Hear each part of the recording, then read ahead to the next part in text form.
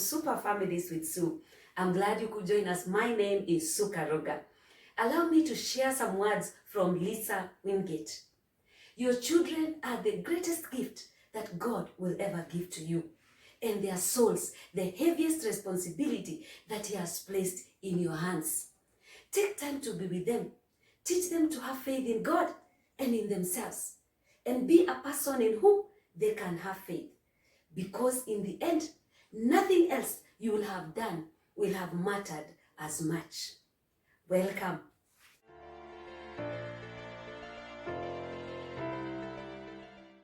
Welcome back to our discussion on the topic daily child routine in the COVID-19 season. Thank you very much for reaching out to us and for your kind words and for letting us know that we are adding value to you and your family. Indeed, it's a privilege that we don't take it for granted. And so thank you very much. And now, last time, we were discussing the importance of having a good daily routine for your child. And we looked at the most important aspects that should be in a good daily routine. And then we say the next thing that we need to discuss is the implementation. And we are saying of all that we have been discussing, the implementation is the most important part. Whenever there is a problem in any sector in this nation, we have seen that many times a committee is established to come up with the proposals for the solution of that particular problem. And many times we see they come up with a very, very good proposal document. But all that happens to that document is that it is placed somewhere in a shelf, gathering dust, and it is never implemented. At other times we see, even if the document is implemented, it is implemented in a very haphazard way, such that the desired goals and objectives are never achieved. And that is very common many times. And yet we see, if those proposals were actually implemented, they would revolutionize a whole sector or even a whole economy. But that never happens. And even for us as parents, I am sure by now, you have been able to come up with a very, very good daily routine schedule for your child. I'm very sure of that. But we are saying, if we don't go ahead and implement that very good daily routine schedule, then it would have been in vain that we bothered to come up with it, and our priorities will not have been met. And again, if we implement it in a very shoddy manner, picking some items and not picking others without commitment, then again, we will also not achieve the priorities we set out to achieve from the word go. And so we are saying the most important part is the implementation. And by the way, it is also the hardest. It's actually what all of us are struggling with right now. So, to be able to discuss and to help one another in how we can be able to implement those very good daily schedules that we have come up with, we are going to be using right here these 7 pillars. These 7 pillars are what we are going to be using to be able to discuss how we are going to implement those very good daily schedules that we have come up with.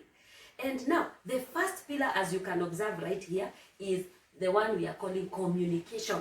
And that is what we shall be discussing today, communication. After communication, right here, we have the resources. And then from the resources, we have the monitoring. And then we have the modeling. Then we have the motivation, the self-care, and the spiritual aspects. These are the 7 very important pillars of implementation that we are going to be using to help us to be able to implement those very good daily schedules that we have come up with. Now, today I start with this first one, that is communication. And we are saying, what is communication? We are saying communication is exchange of information from one person to another or from one group of people to another. And we are saying communication is very, very important in the family. Healthy families have got good communication. Strong families have got good communication. They have good exchange and interaction of information in their families. For example, right here, I have these 2 glasses which I'm going to be using to explain this. This, for example, is me. I have got a lot of information. I have got a lot of knowledge, a lot of experiences in my life, and a lot of skills which I would want to transform or transmit to my child. And then this is my child, for example. They are not empty. They have some information as well. They have some thoughts. They have got some ideas. They have got their own emotions. And that is what makes parenting very difficult, by the way, because you are not dealing with some dead raw material somewhere. You are dealing with real human beings who have their own thoughts and experiences. And now we are saying in communication, there is need for us to come together. There is need for us to be creating time to talk as families, to communicate, to interact as families. And then there is need for us to keep on exchanging information one with another, to be talking together, discussing issues that are affecting us. That need is there. And you know, communication is not a one-way traffic. It is not about me telling my son everything every day.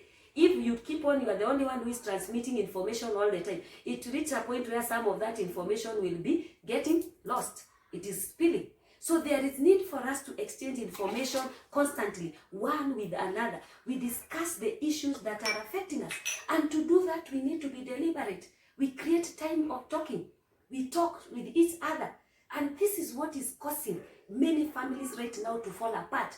The lack of communication. People are living in the same house, but they don't talk. They don't talk with each other. You find that many times the only communication that is between them is good morning and good night. They are not talking. They are not discussing their issues. And you find many families are falling because of this. We are saying there is need for us to be deliberate. We create time to come together, to discuss our issues, to talk with one another, to exchange information. That need is there. We are also saying it's very important for us as families to create safe spaces in our homes, safe environment where we can be able to open up and explain and discuss our issues, where everybody feels needed and accepted, and everybody is free and not intimidated to be able to air their grievances and to be able to share their experiences and whatever information they may be having. We are saying we need to create those safe spaces in our homes. The world is a very bad place. When you go out there, you will experience a lot of challenges. And so there is need that when you come home, you feel that you are accepted. You feel that there's someone who is ready to listen to you, someone who is ready to understand you, and to talk with you, and to even give you their time. And that is very important for us as families. There is also need for us to be deliberate. That means we create time deliberately to sit down and talk. In fact, we need to establish a tradition of family business meetings in our homes. At least once a week, you sit down with your family and you have a business meeting. Even if you normally have devotions or other meetings in other times, like for us, many of our families, we normally have one meal where we are all of us together, seated at the table to eat together. And that's very important because a family that eats together also stays together. And so there is need for us to have at least one meal that we all sit together and we eat together. But we also say there is need also to have a business meeting at least once a week where we discuss our issues. If your child is of school going age, you are familiar with what we call morning assemblies or parade. And these are there every week, maybe twice a week in some school, or 3 times or 4 times. Because there is need for communication and exchange of information even in school. And at home, we are saying, can we also have those kind of meetings where we shall be meeting and we discuss our issues as a family? A business meeting is very important for us to be able to do that. And there is said to be verbal communication and non-verbal communication. So we need to be talking to one another. But also when we create time to be together in one place, there is also a lot of non-verbal communication. When you give me your time, what are you saying? You are saying I am important to you, that you care. You are also saying that you value what I have to say. And that is non-verbal, but it's also very important. And by the way, in these days of COVID-19, there is need for us not to practice a lot of social distancing in our families. We need to make sure we create time to be together, to talk together, to hug one another, to love on one another, because it is very important for us to do that for our own psychological healing. And because the world outside there is very rough. And so there is need for us to have those kind of moments together in our families. Many times we see people are living together in the same house, but they don't have those kind of moments. Everybody gets into the house and disappears into their own spaces with very, very little talking, very little communication going on. And no wonder many of our families are actually falling apart. Can we be deliberate? Let us create moments when we shall be discussing and talking with one another. When we shall just embrace one another. We shall, help to discuss issues, alleviate one another's fears, because we all have our own fears. Safe spaces to express ourselves. That is very important in our homes. And so now we are saying, now we set out to implement our daily schedule, our daily child routine, the first thing we will need to do is to call a business meeting, a family business meeting. Everybody who lives in my house, I call them and we sit down. And then we are going to begin by evaluating. That is what we said before and we repeat again. We start by evaluating how our child or our children have been spending their time.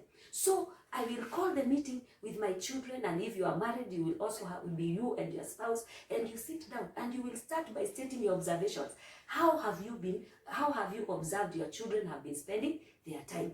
So you are going to be positive first. We always say you start with the positive. So can you first highlight the value-adding activities that your child has been engaging in? Highlight those. If they have been spending their time well, highlight those, and then go to the devaluing activities. Explain to your child the need for them to stop those devaluing activities, and they will understand.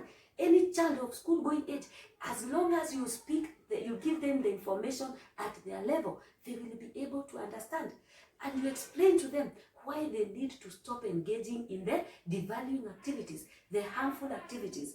And then you explain to them why they need to have a daily routine, like the one they have in school. They will understand. It will help them to be able to use their time effectively. So you will explain to your child slowly that if they can stick to the routine, if they can be able to apply and use that routine well, then it is going to help them to achieve more, especially during this COVID-19 season. And then now after that, because we are talking about communication, discuss,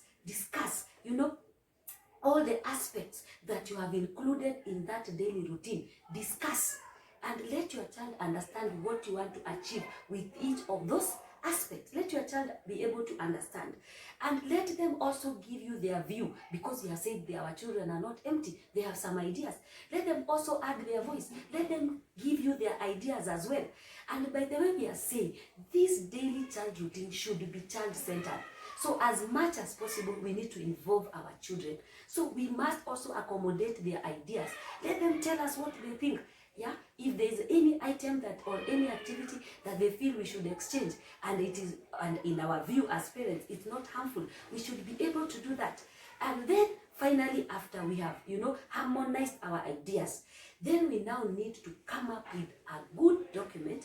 We now write it down properly, that very daily routine, we now write it out properly. And if you have older children, you can even ask them to write it.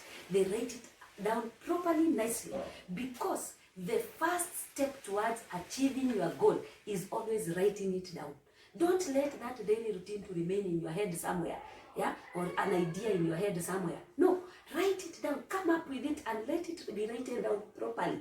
And then after that, have it fixed somewhere. Some of us, we put it on the corridor, some of us in the kitchen, just somewhere in the home where any one of us can be able to access it at any particular time. And remember, we are saying that this should involve everybody who lives in your house, because it is possible for you to be working very hard on one side, trying to implement a good daily routine, but yet there is somebody in your house who is trying to sabotage you, and you will not achieve your purpose. It is very important that we work on this as a team. All of us, we unite in making sure that this goal of having a good daily routine for our child is working. All of us should be involved in doing this, our children and everybody else who lives in our house. So that now after that, start immediately. Don't wait for the perfect moment. It will never come. Start immediately. Perfection will come as you progress. And we are saying, even as you go forward, it is good that you keep reviewing that daily schedule that you have come up with, so that you make it, you improve on it, and you make it better. And that is why you are saying we should be having at least, one meeting, business meeting every week, to review how we are implementing that daily routine and to see whether we are making progress, and also to hear what are some of the challenges that our children are experiencing even as they are implementing that daily routine. They will tell you their challenges, and then you will be able to see how you can be able to help them with those challenges. And so that is going to be the first step towards the implementation, the communication pillar. We need to be talking with each other. We need to be discussing our issues and exchanging ideas. And in fact, this is how family traditions are entrenched. Yeah? When you meet as a family, you strengthen yourselves. You strengthen your strong aspect, the strong aspects of your family. You strengthen them. And then you also try to minimize the weaknesses that you may be having as a family. And in that way, you come up with a very good tradition, family tradition, which even when your children grow old, they will be able to enjoy, and they will be looking back and they'll be seeing how they were helped by those family traditions. In fact, it is even in those family business meetings that you entrench your values as a family. You entrench your goals and your priorities. Yeah, what are you looking for? What do you stand for? We are saying communication is very important. That is how we are going to strengthen ourselves as families, and in the end, we are going to achieve our goals of becoming super families. And so with that, that is going to be our first pillar, that is communication. And in our next episode, we will be discussing the next pillar, that is resources. And thank you very much for listening to me. For now, from me, it's bye-bye, and God bless you. Thank you very much.